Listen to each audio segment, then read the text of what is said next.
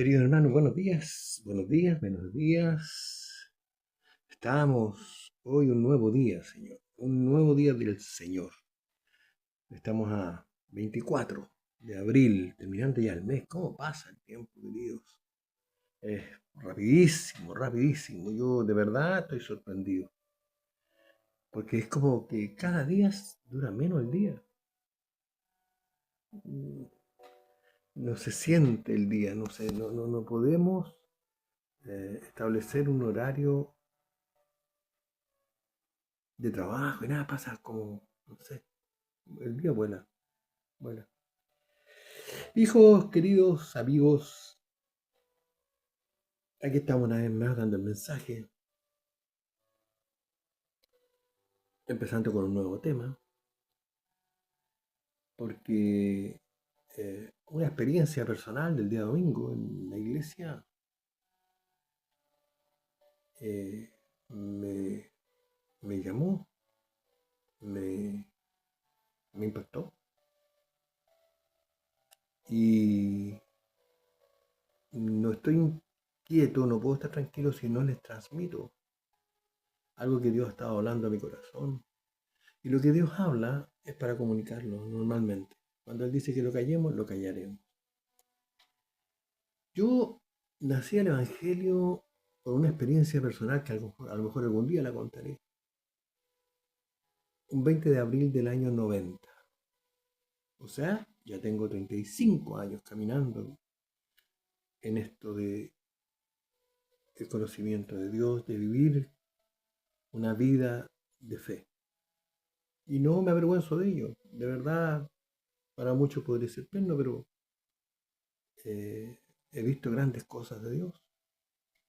Porque para ver las cosas de Dios hay que tener fe. Y la fe es la certeza de lo que se espera y la convicción de lo que no se ve. Entonces, por sí, la definición nos dice que debemos confiar en lo que Dios dice y hace. Pero la gran diferencia está en que los santos, los verdaderos santos, no los santos estos que aparecen con aureola, eh, son personas que viven su fe en la intimidad y a veces es demostrada a través de hechos sobrenaturales. Lo que pasó este domingo fue una lección de humildad como nunca había tenido, que me hizo ver la distancia enorme en la cual yo estoy y a la que debo llegar.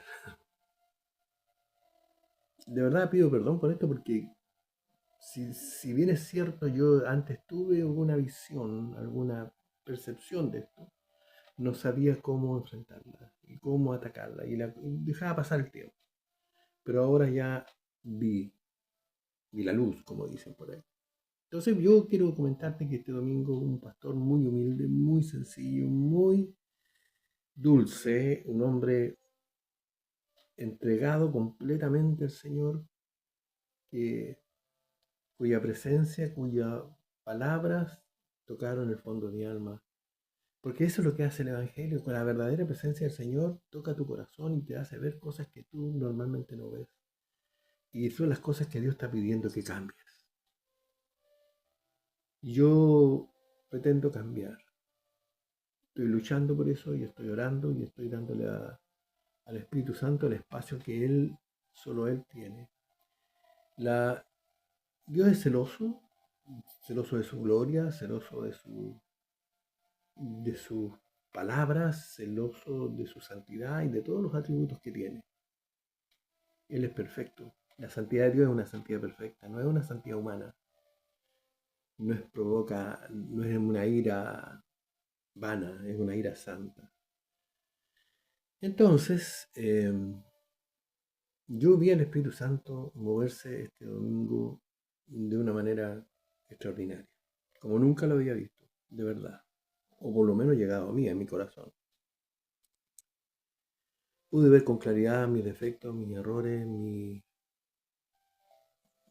los problemas que Dios está pidiendo que yo solucione. Y esto se debe a que siempre he buscado que la presencia del Señor tenga más poder y autoridad en mi vida, pero no veía los obstáculos que yo ponía, que tenía mi vida, consciente o inconscientemente.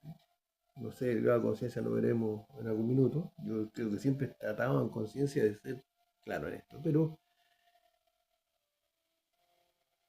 resulta de que ha llegado el tiempo de tomar en serio lo que es la palabra de Dios y lo que ella dice.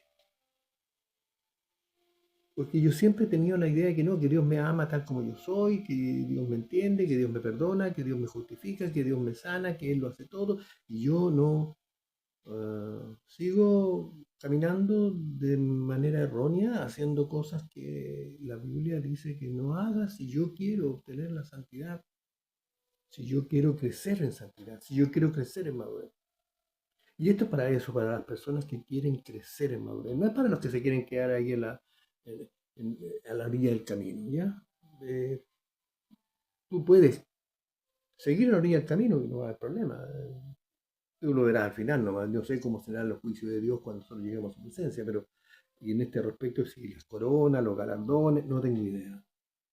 Hay algo escrito ahí, pero no me quiero meter en ese tema porque de verdad no es mi preocupación este minuto. Este minuto es cómo yo adquiero esa humildad simple, sencilla y pongo al Espíritu Santo delante de mí como estandarte, como guía, como defensa. Todo esto parte cuando hoy día he tomado en serio la palabra que dice, por ejemplo, en 1 Corintios 6:19 dice que nosotros somos templos del Espíritu Santo, que ya Dios no habita en templos hechos por manos de hombres, sino que habita en los corazones, habita dentro de nosotros. Eso significa que el Espíritu Santo, en la forma que Él solo sabe hacer, eh, cuando tú lo tienes dentro de ti, Él te llama y te da conciencia de pecado. Él te guía, Él te exhorta, Él te enseña, Él te muestra. Y el templo del Espíritu Santo, el templo de Dios que somos nosotros, que es nuestro cuerpo, ¿ya? De hecho, en ese pasaje dice que nosotros no somos, nuestros cuerpos no nos pertenecen. Dios nos compró a precio de sangre, ¿ya? Entonces Él pagó un precio por llamarnos, por hacernos hijos suyos. ¿Sí? Entonces, eh,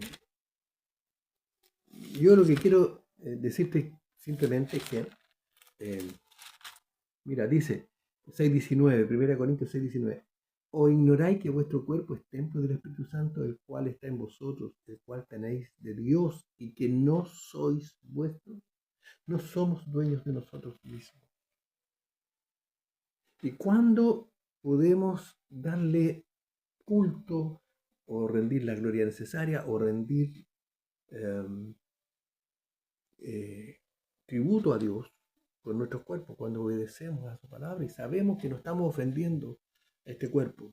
Si yo me ofendo a mí mismo, estoy ofendiendo al cuerpo, el templo de Dios, ¿verdad? Entonces, considerando esto primero, somos templo de Dios. Y tomar conciencia de eso es que tenemos que evitar dañarlo, contristarlo, apagar el espíritu en nosotros. Porque eso es lo que le pasa al mundo. El mundo no tiene conciencia de pecado, el mundo no tiene conciencia de lo que es y de lo que podría llegar a ser si se entrega a Dios. Y, y en el segundo concepto, para que ese templo funcione bien, para que ese templo sea agradable a Dios, un lugar donde Dios quiera alojar, en primera de Pedro 1:16 hace una cita muy antigua que ya viene del Levítico, en el cual Dios manda, ordena, es una orden, no es una sugerencia. Dice, sed santos porque yo soy santo. Eso es lo que dice Dios. Pero esta santidad no es la santidad, no es la santidad esta inmaculada que ponemos los católicos, que es un poco la diferencia entre la religión católica, con una aureola en la cabeza a hombres que han descubierto que han tenido una vida santa o a lo mejor imperfecta como todos, porque Jesús dijo, no hay nadie bueno en la tierra, ninguno es bueno. Pero hombres que tomaron conciencia, como, no sé, a lo mejor Francisco de Asís, Agustín de Hipona, no sé, tomaron conciencia y tuvieron comunión con Dios, a ellos le dan una santidad absoluta, como que si ya están en otro lugar preferencial en el cielo. Y no es así. Y no es así. La santidad no es eso. La santidad es una lucha permanente de toda la vida porque es progresiva. Dios está consciente de cada uno de los pasos de crecimiento que nosotros tenemos. La única cosa que nosotros no podemos hacer es quedarnos estancados, sin crecer en santidad, sin crecer en madurez. Y si tú miras eh, las cartas de Pablo, todas comienzan a decir a los santos de Éfeso, a los santos de Corinto, a los santos de Galacia. ¿Me entiendes? Eh, las- la referencia a los santos son aquellos que están caminando con Dios, que están viviendo una vida en Cristo. Los que viven en Cristo y mueren en Cristo. ¿Qué significa? Que yo hago conciencia, vida y sigo a Cristo. Sigo a Cristo, no a la religión, no a los dogmas. Yo la única base que trato de poner el equilibrio de mi vida es la Biblia. Cristo vino a eso. Así que la santidad, como digo, es un proceso de vida completo. Y si tú lo ves en Hebreos 12:14, dice que sin santidad nadie verá. Nadie verá. Nadie. Entonces, ¿cuáles son los límites para esto? ¿Cuáles son las medias? ¿Cuáles son los criterios que Dios usará? Sabemos, hay una base. Es tu grado de conciencia y honestidad en la aplicación de tu vida respecto a los principios bíblicos. No todos estamos en un nivel especial o en un nivel de santidad absoluta, no. Dios nos va revelando a nuestra mente las cosas que tenemos que ir cambiando y si nosotros aplicamos vida para cambiar y hacer caso a lo que Dios dice, Dios va a tomar en conciencia esto. Lo que yo vi el domingo fue eso, un hombre en obediencia, con humildad, con sencillez de corazón, como yo nunca la había tenido y no la había alcanzado, pero lo vi en él y fue un ejemplo para mí.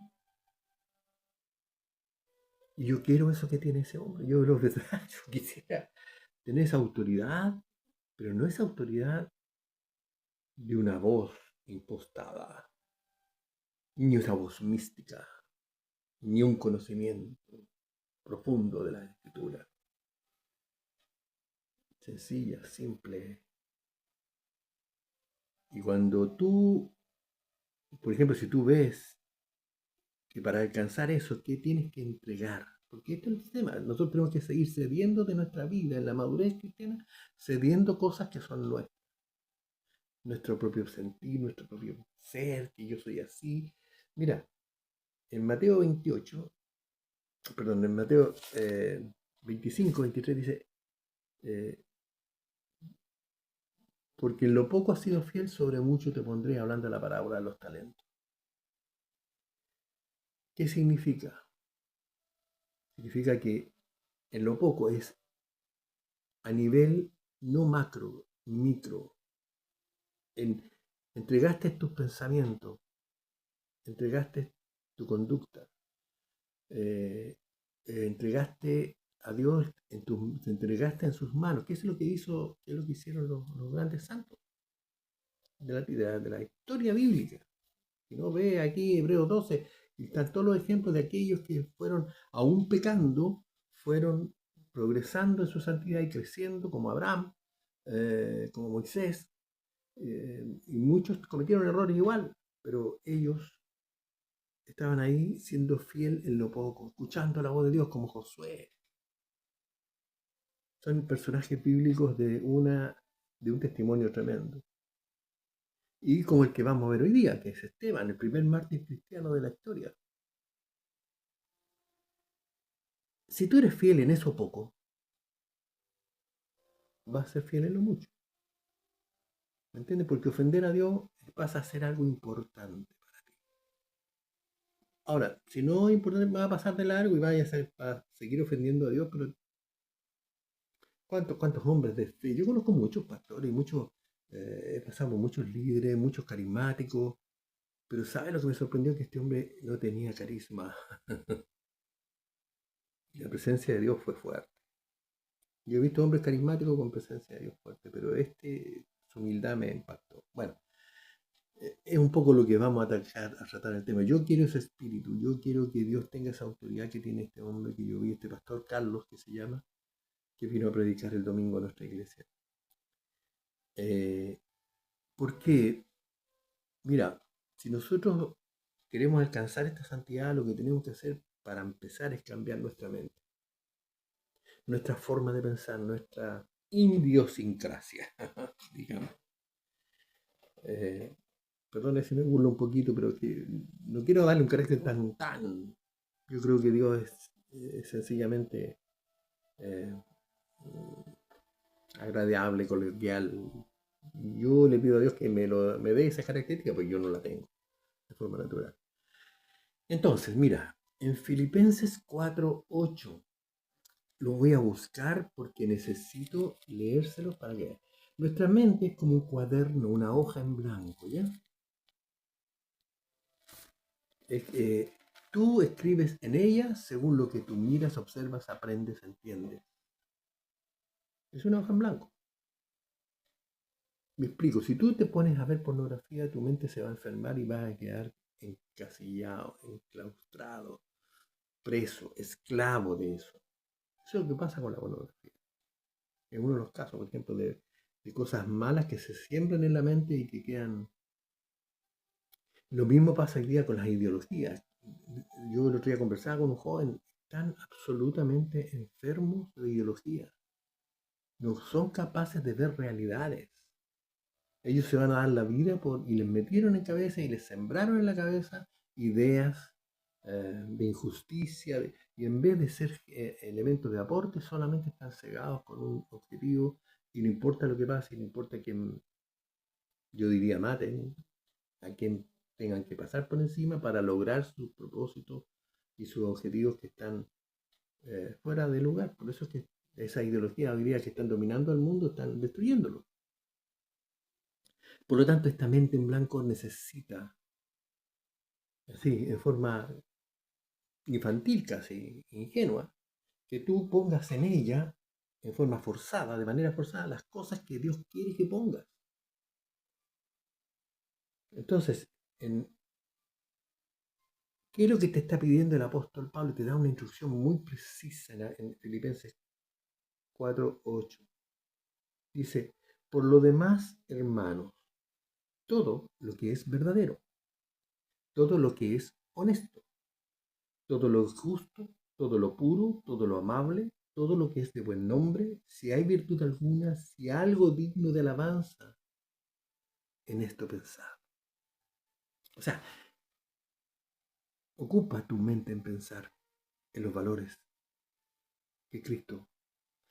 Ocupa tu mente en memorizar la Biblia. Ocupa tu mente en conocer la palabra del Señor. Porque tú no vas a conocer a Cristo, no vas a conocer a Dios realmente, ni el carácter de Dios, ni de Jehová, ni del Padre, ni del Hijo, ni del Espíritu Santo, si tú no lees la Biblia. La Biblia es perfecta, es inerrante, tiene cosas que son muy profundas y que la gente que no conoce inútilmente y neciamente la califica de un libro más nomás, con fábulas, pero no entiende lo que dice, no sabe lo que dice. Y no hay peor característica de que un neófito, que un ignorante de estas cosas, califique este tremendo libro que no puede ser objetado, que no puede ser transformado, que no puede ser modificado, porque tiene miles de años y los miles de años sigue siendo la misma predicación, la misma enseñanza. Y Dios dice, hagan esto, yo les aconsejo para que les vaya bien, y el hombre sigue en su porfía, en su rebeldía, haciendo lo contrario. Entonces yo lo que quiero es expresarles a ustedes que hay una historia de un hombre que hizo así el bien, se llama Esteban. Esteban fue el primer mártir cristiano, un joven, ¿ya? Y lo vamos a empezar a leer en Hechos 6, en el libro de Hechos capítulo 6, si quieren lo buscan, para que no vean que yo estoy hablando. Estamos hablando con la versión Reina Valera. Yo no sé por qué hay otras que son más explícitas, pero me encanta a mí volver a mis orígenes cuando yo aprendí. Elección de 7 diáconos. Esteban fue el primer diácono de la iglesia. Hechos 6 dice, en aquellos días, como creciera el número de los discípulos, hubo murmuración de los griegos contra los hebreos de las viudas de aquellos que eran desatendidas en la distribución diaria. Entonces los 12 convocaron a la multitud de los discípulos y dijeron, no es justo que nosotros dejemos la palabra de Dios para servir a las mesas. Buscad pues, hermanos, de entre vosotros a 7 varones de buen testimonio, llenos del Espíritu Santo y de sabiduría, a quien encarguemos este trabajo. ¿De dónde nace este pasaje? Vamos a parar un poquito aquí para poder decir. Si tú te vas a Hechos 2, te darás cuenta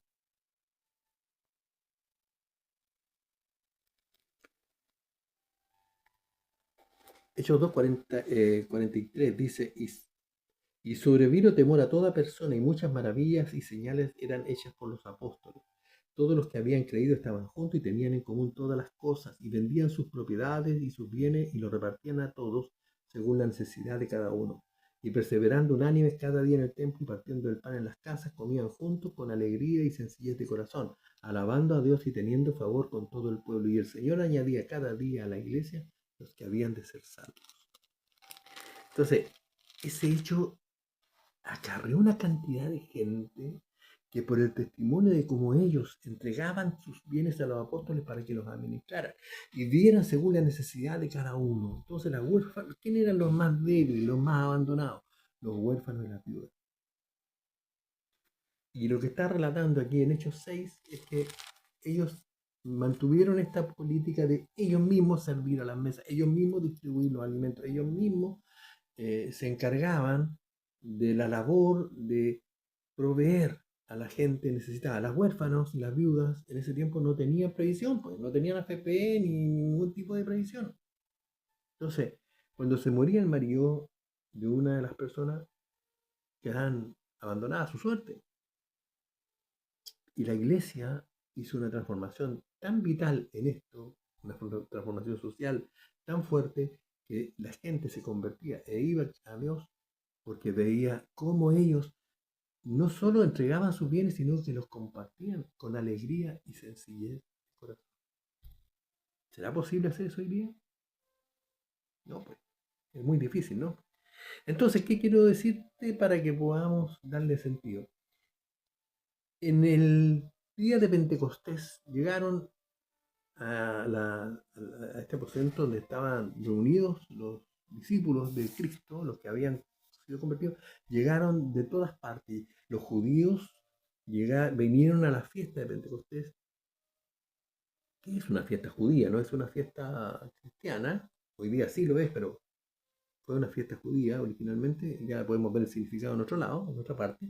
Pero venían judíos de todos lados, de Antioquía, de Mesopotamia, de Roma, judíos que eran de la diáspora judía, que habían sido de Babilonia, de Persia, judíos que habían sido llevados, capturados por antiguos imperios como el babilónico, el persa, y esos adquirieron costumbres de los lugares donde estaban viviendo, o sea, su fe seguía siendo judía, pero estaban mezclados con costumbres eh, paganas, digamos, propias del lugar donde vivían. Entonces, lo que está diciendo aquí, que habían judíos hebreos y habían judíos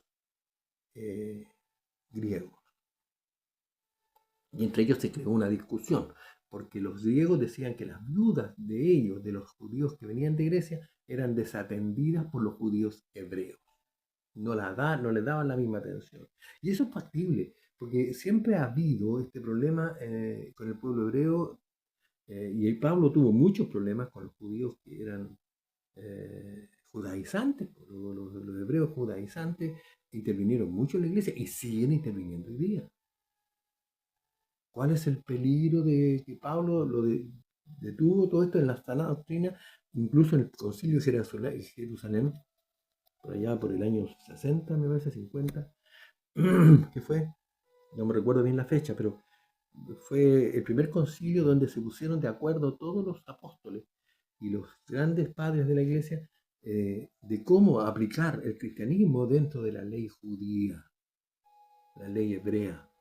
Entonces, pero los judíos han seguido insistiendo en judaizar. El pensamiento básico de ellos es: no puedes ser cristiano si no te circuncidas. No puedes ser cristiano si no respetas el sábado, el Shabbat, con toda su tradición oral. O sea, no puedes caminar más de 1000 pasos, no puedes encender un fuego, no puedes cocinar, no puedes coser, no puedes... Un montón de tradiciones, incluso que están fuera de la ley. No puedes comer nada que no esté preparado el día anterior. Bueno, Dios vino a cambiar, Jesús vino a cambiar eso, ¿ya? Y esta discusión se presentó y los apóstoles dijeron: ya, esto se está saliendo de las manos, vamos a tener un problema serio, vamos a detenerlo.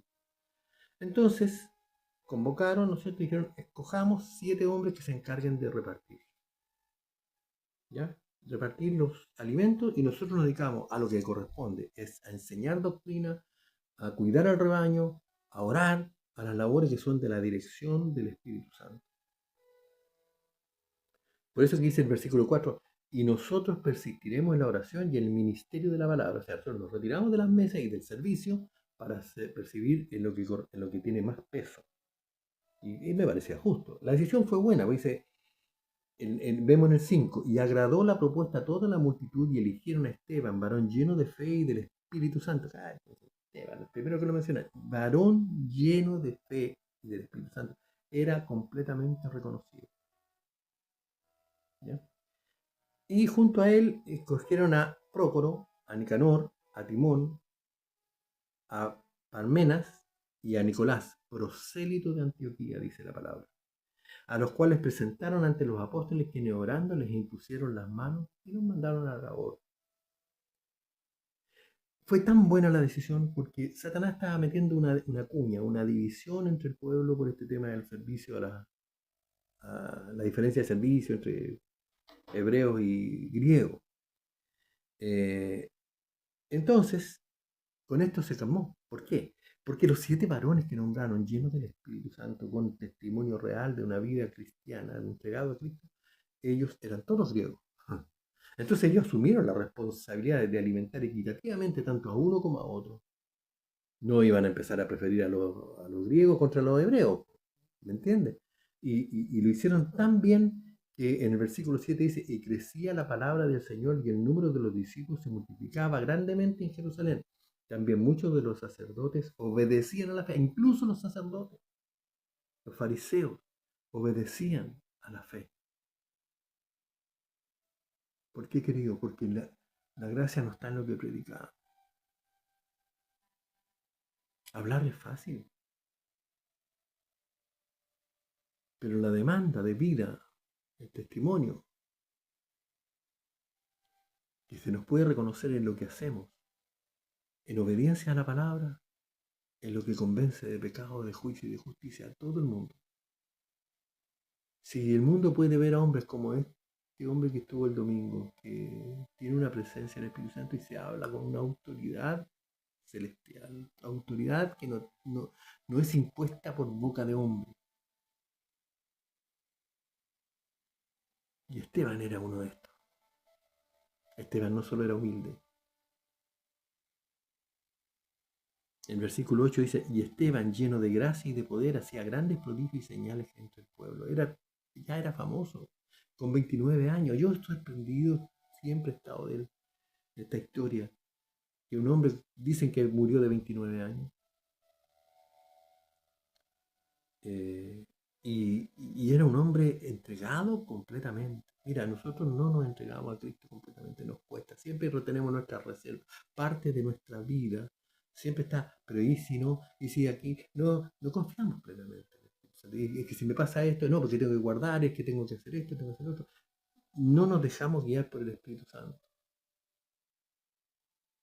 Cuando Jesucristo mandó a sus discípulos a ir de 2 en 2, a ir predicando y haciendo milagros por toda Judea y Samaria, por toda Judea, perdón. Los mandó con una voz: no lleven bolsa, no lleven nada. Dios les va a proveer. Y así fue. Él les dijo cómo tenemos que vivir. Y ellos se entregaron completamente a la visión, se entregaron completamente a la obediencia. Y Esteban fue también un hombre entregado, con poca edad, entregado completamente. Yo no sé si él vio personalmente a Cristo, la Biblia no lo dice. Yo creo que sí, que lo tiene que haber visto, que es un discípulo que fue impactado de una manera sobrenatural y él cambió todo su ser, toda su vida. Lo declara claramente lo que va a venir en el estudio, que es cómo la autoridad que él tenía para hablarle a los fariseos, para hablarle al pueblo, para hablarle a la gente, tenía ya un prestigio, ya un reconocimiento social. Así que los invito a que nos adentremos en la vida de Esteban hasta donde podamos, porque no es tanto lo que habla de él, sino que habla del hecho de su muerte y cómo llegó a la muerte, cómo él, al igual que Cristo, provocaba a los religiosos, a los falsos creyentes, a los que estaban apegados a la ley, a los que podían perder sus privilegios. Y él los confrontaba con una valentía y una autoridad y una gracia que los volvía locos. No tenía miedo por su vida, ¿ya? Eso es los anticipos de ya lo que vamos a hacer. Mis queridos, que Dios les bendiga, que Dios quiera que esta palabra tenga sentido para su vida. Yo estoy feliz y contento de poder transmitirlo. Y ojalá, Dios quiera, eso significa ojalá, Dios quiera, eh, con autoridad y con gracia y con humildad y con sencillez de corazón. Gracias, queridos. Bendiciones, que tengan un hermoso día. Que Dios les bendiga. Y nos veremos pronto, ¿no? ¿Te parece?